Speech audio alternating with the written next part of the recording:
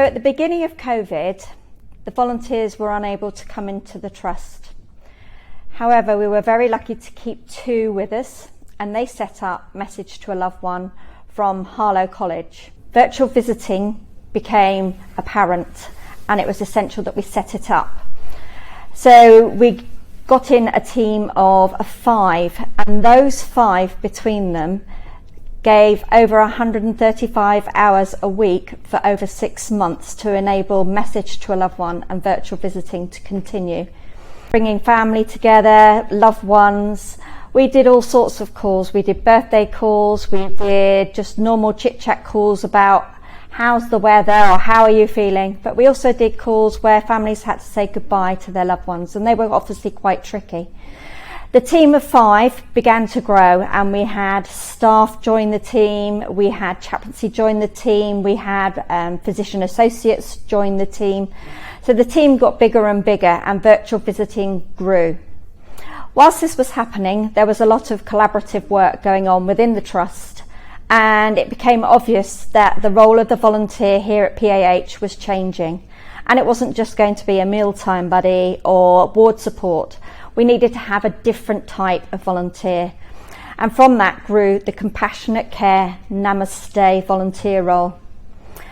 We applied to NHS England for funding, and were very lucky to get funding to recruit a Compassionate Care Namaste coordinator. And within the first 6 months, they've recruited over 20 volunteers who are now placed across the hospital.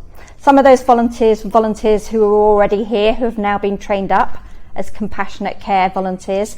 Others new coming in, working with local colleges, local schools, Harlow Council itself working with Rainbow Services to recruit more and more of Harlow Town to come in and be within the hospital where their loved ones are being treated.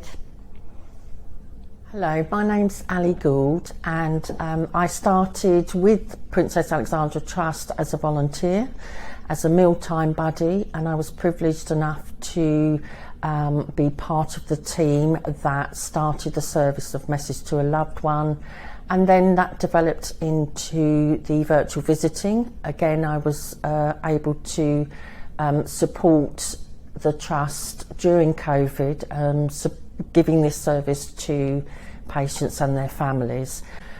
Unfortunately, lots of families were unable to come and visit their loved ones who were on the wards. Sometimes they were very ill as well.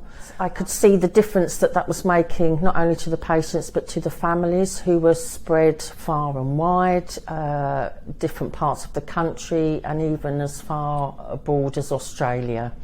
And this service was able to keep that connection between the patient and their families, and it was an extremely humbling opportunity for me to be part of the startup